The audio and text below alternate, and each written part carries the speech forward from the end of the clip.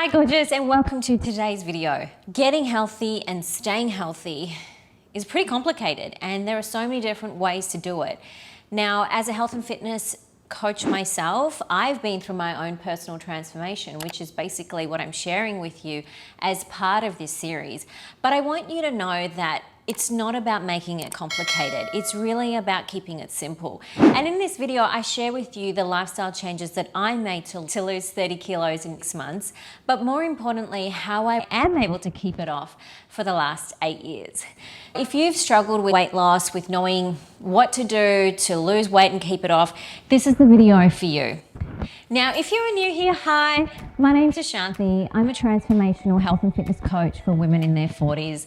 This is the place to be to find simple and effective ways to look and feel good in your body every day, and especially over 40. So enough chit-chatting, lady, let's get into the video. Okay, so the first thing that I did 8 years ago was quite fundamental to not only losing weight, but honestly feeling better in my body. Prior to having to lose the weight, I had 30 kilos to lose on my body, and that was as a result of getting pregnant, carrying a baby, feeling very stressed through my pregnancy because I was basically dealing with my dad being diagnosed with cancer, working full time, and not really thinking about myself and my levels of stress, what I was eating. You know, my body just went through a 180 kind of process. And by the end of it, I had put on a lot of weight. But prior to actually getting pregnant, I was really fit. I was really strong. I had what I thought was a good body because I'd worked for it. I found fitness in my 20s when I was 24. And at that point, I just wanted to lose the weight that I had, which was about 10 kilos on my 5'2" frame. And I went about it in a way that was trying to be healthy. I just cleaned up my diet predominantly. I just ate more foods that were really in line with eating healthy. So that was more salads, more fruits and vegetables, nuts and seeds, lean meats and proteins. But you know, I was 24, I was in university. I wanted to still have fun, and I did. But at 32, when I was 30 kilos heavier than I've ever been in my life, it was a different kind of struggle. I chose to really understand my body, understand what it meant to be healthy. So the number one thing that I did back then was to get educated. I have a background as an occupational therapist and a rehabilitation specialist. So I am already in love with the human body. I love to understand how it moves, the physiology of the body. But when it came to food, I didn't really understand much. And I got a lot of my inspiration and motivation from fitness magazines. And at the time, back in 2012, you know, there wasn't a lot of information out there on how to eat healthy for your health and how to lose weight for your health. It was more about dieting and, I don't know, meal plans and things that you might need to follow. So I got my inspiration originally when I first started losing weight from those magazines. But at 32, having lost my dad to cancer and really trying to understand why this would happen to him, could it happen to me, I focused on educating myself to understand nutrition and understand nutrition in a way that makes me question the information out there. So I studied nutrition through IIN and through Precision Nutrition. And the interesting about both of those things is they take a different approach to health and eating healthy. Although you might think there really should be one way to eat, there really isn't. Unfortunately, what we need to do is we need to go through a process of trial and error. So it's not as simple as saying, eat this, don't eat this. But there are certain things that are much better for you and better for your health. And it does come down to understanding those fundamentals, which are, you know, less processed foods, less fried foods, more whole food, less animal protein, how those foods affect your body. So not everybody can tolerate foods in the same way. So that requires a process of trial and error. Once I educated myself on how I could eat for my health and lose weight, I realized something fundamental. And that brings me to my number 2 point. And that is limiting dairy and gluten in my diet.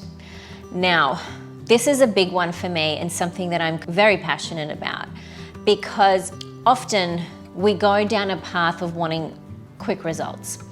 And those results might require us to remove things from our diet without really understanding how those things affect our body. Gluten and dairy are quite pro-inflammatory. So they increase inflammation in the body. And it's not like inflammation is a bad thing. We need inflammation in the body to heal. But the problem with gluten and dairy is just how it is being produced these days and then the quantities that we're eating. So gluten in itself is a protein, okay? And it's a protein, it's not the only protein that's found in wheat. They also contain other proteins which affect our digestion. Now, when it comes to dairy is something that I used to really love. Like, give me a cheese board any day and I will be your best friend. If you're bringing wine, that's even better. But the problem with both of these things, and especially dairy, is that it is another protein that your body needs to digest. And some of us just do not have the capability to digest it in the way that we're meant to. Now, the problem with both of these proteins is that we need to break them down adequately in our body. And you might have done a sensitivity test or an allergy test and those results came back negative. And you're like, okay, well, I don't have a problem with gluten and dairy, but you still have difficulty with your digestion. You still have brain fog. You still feel tired and lethargic. And it's not like just gluten and dairy are to blame, but they are available in really high quantities in the products that we eat, not just wheat-based products or dairy-based products, but they are pretty much in most processed food, things that you find in the middle of the grocery store that are highly palatable. So when it came to gluten and dairy, I was primarily driven by my gut issues. I had significant bloating and cystic acne.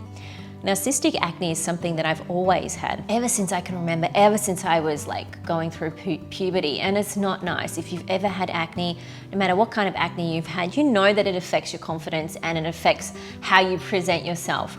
The thing about the acne was I was told that I might need to go on birth control or Accutane and other medications that I didn't feel comfortable with. And getting to 32 and still having these problems with my digestion and my skin, I knew that there had to be more of an internal reason why this was happening to me.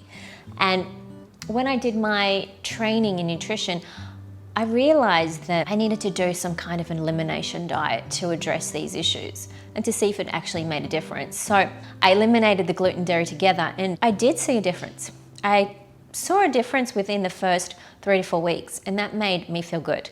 And I feel like these days, we still want to hang on to the things that we know and love because we have some kind of emotional attachment to them. But really, the things sometimes that we're more addicted to are the things that we need to remove first.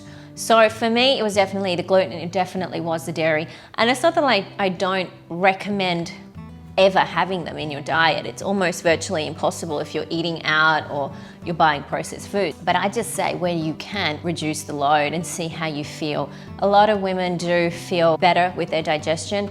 They don't feel so bloated, which is amazing. As you age, also your digestive system slows down. Trying to optimize your digestive health is really important, and eliminating the gluten and dairy will definitely help with that. Now, my number 3 thing that really changed my body and helped me lose the weight was being mindful.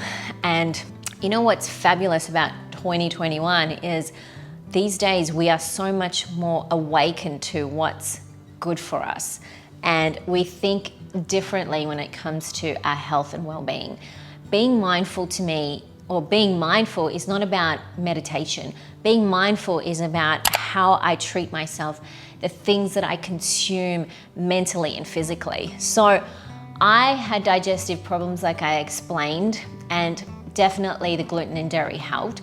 but also I had to look at how I was functioning day to day. I'm very much a go-getter. I love to go and do things, keep myself busy, be productive, you know, learn and act and implement. But if I was really being honest with myself, sometimes I just did too much, and I did it out of expectation and not necessarily because it made me feel good. I just did it because I thought I had to do it. So being mindful is something that requires a lot of effort. Now, the way I actually practiced it in my day-to-day was through gratitude journaling. Now, I'm not great with any of that stuff, but I found that if I started the day actually being grateful for what I have, it would help me focus my energies on more positivity. And I would start the day with 3 things that I was grateful for, and end the day with like a reflection of my day. I look back on my journals now, I'm like, wow, I've been through so much, I've processed so much. And the thing is, we spend so much time in our heads that we forget how we feel in our bodies. And every day can kind of feel the same, but it's not the same. Every day is different, and keeping a journal really helps you identify your thoughts, your feelings, and amplify more of the positive aspects when you focus on it. This one's a big one because I was always somebody who was on the go, and I didn't spend a lot of time sitting with my food, in that atmosphere of enjoying my food. I was always having a working lunch, for example, when I went to work, and I would sleep in late and then quickly make my breakfast before I had to go to work, and eat it in the car or, you know, on the way to the train station. So I've always been in a rush, and I haven't really spent time with my food. So the one thing that I learned through my nutrition courses is to be mindful when you're eating, like take the time, stop being in such a rush, because it does affect your digestion and you're not breaking down food adequately. So the process of digestion really starts in your mouth. So you have to break it down initially so that it can pass through your body more easily. And when I thought about it, I'm like, oh my God, that seems so simple. Why haven't I been doing that? But honestly, it takes time, and it's obviously time that's taken out of your day to prepare meals, to sit down and eat it, and then to go about your day. So that was another process that took me a little while to get used to. And what I recommend is that you chew your food at least 15 to 20 times. At the beginning, I was like, I'm gonna get like a sore jaw.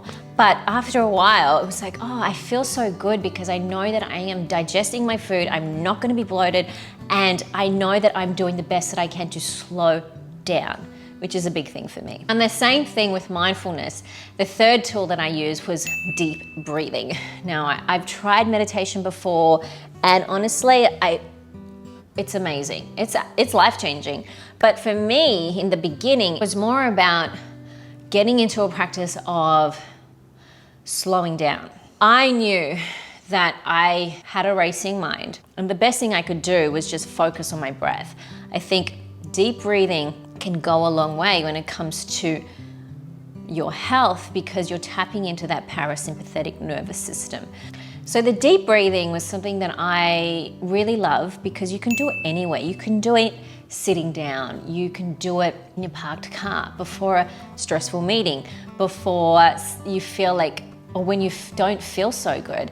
All you need is 5 minutes, and that involves you just taking a breath in, counting for 4 seconds, and exhaling it out.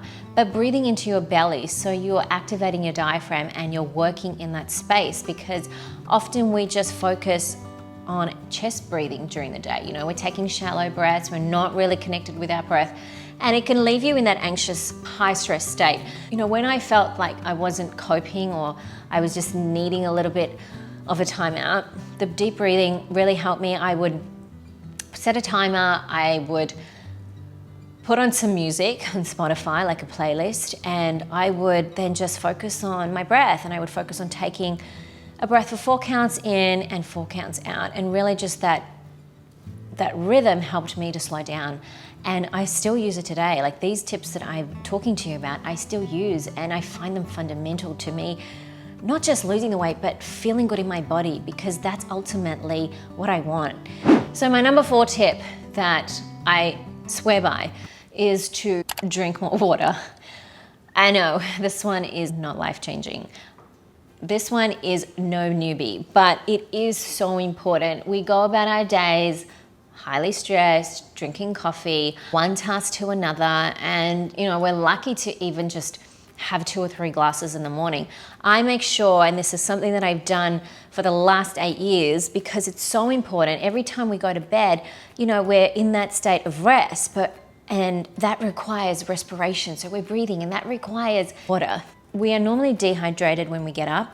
Having a bottle of water next to your bed is essential for your mental health and physical health, because when you have that water in the morning, you're kind of rehydrating in your body and giving your body the hydration it needs before you even start your day. You will feel so much clearer in the morning when you drink at least 500 to 750 mils of water. Now, I know that might seem like a lot, but start with the smaller amount, 500 mils, and work your way up to 750. And then after that, what I do is I make sure that I have a lemon water, a warm lemon water. It really helps to get the bowels moving, get yourself some vitamin C, which is a vitamin that you excrete. So it's really important these days, and especially for your skin health as well, and for building collagen, to have more vitamin C. And I find that it's a really cleansing kind of practice, and also adds more water to my day. And by the time, I've woken up, had my water and my lemon water, I just feel so good. I would highly recommend that you try it and see how you go. It was absolutely a game changer for me, for somebody who would often just wake up and want some coffee and like a slap in the face. I don't need coffee now till much later in the day, if at all, but I love coffee, so I have my coffee. But I really feel like that's something that we can all do a lot better, is to drink more water and to hydrate ourselves in the morning.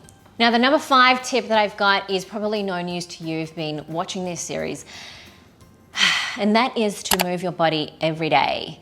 And this has really helped me in so many ways. I love to look good. I'm just gonna say that. And when I say look good, to train my body in such a way that I feel strong and I feel fit.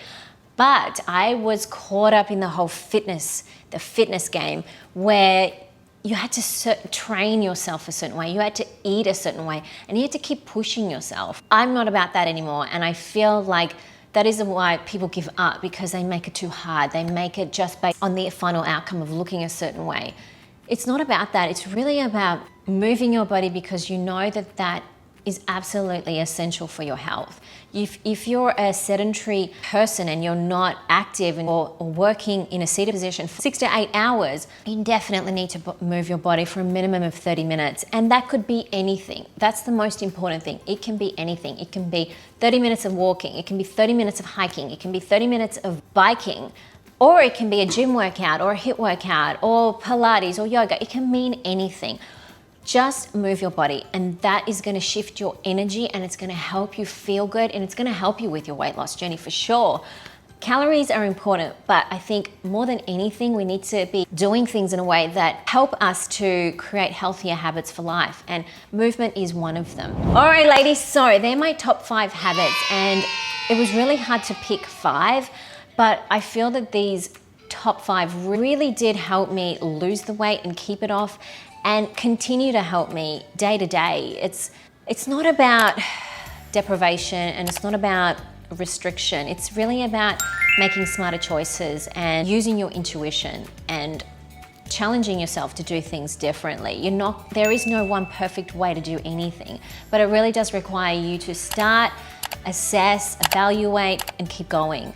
Now, what I know to be true is most women struggle with what to eat, and how to plan meals, and how to just get the whole food thing under control and have some kind of routine around it. So lucky for you, I have created a freebie. The link is in the bio. It's basically my top 10 tips to lose weight and find food freedom. It comes with 4 meal plans. So no matter what kind of style of eating you're into, Or even if you want to try something different, there's something for you. So I would head to the link in bio and check that out. Okay, gorgeous. Well, that's it from me for today. Thank you for watching, and I will see you in the next video. Bye.